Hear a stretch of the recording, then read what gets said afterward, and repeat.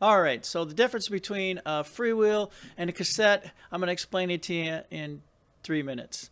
Okay, so first of all, a freewheel is a self-contained unit with gears, okay, and also it has this freewheel spinning feature. So inside this freewheel is the bearings, it's the pawls, it's the springs, it's what catches, and this is a separate unit.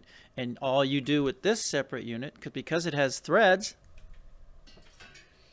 you're just going to spin it onto this wheel because the wheel has threads. So you just put it on, you spin it on, it self-tightens. So you just tighten it by hand and spin it on there. Now, if you wanted to remove a freewheel, when the gears go bad, or let's say these bearings stick, you want to replace this, and there's a special tool right here that fits into the grooves into the freewheel. Okay, so a lot of the freewheels are going to be a little different, so you're might need a little bit different gear, and then you counterclockwise and you spin this freewheel off, and then you replace it with another one. So the applications for these are going to be 1, 2, 3, 4, 5, 6, 7, 8 gears.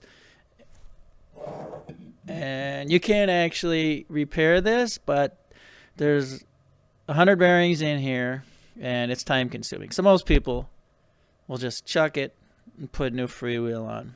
They're really not that expensive.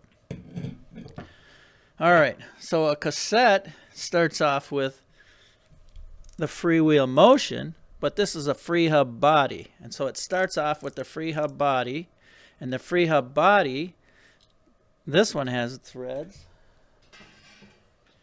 and you would just thread the free hub body into this wheel. So that's what gives you your freewheel motion. And all your gears here,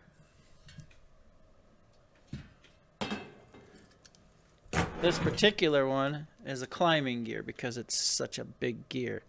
This just slides onto the free hub, and then it mounts with the mounting lock ring, and then you can tighten it with a tool also, like slips into these grooves. And so that's how you remove it too. You want to loosen up this lock ring, and then the gears will slide right off. And then you can replace your gears, or if the free hub body is sticking or anything, you can just replace this. And yes, again, you can repair this, but there's lots of little bearings in here, and it is a lot of work. The application for this is going to be anywhere from 1 gear to 12, 13, or whatever they got in the future, however many gears. So these are going to be on a little more expensive bikes and some BMX bikes, along with the single-speed freewheel. So that's the difference. There's a lot more. You could go into more depth, but that's it for now. All right?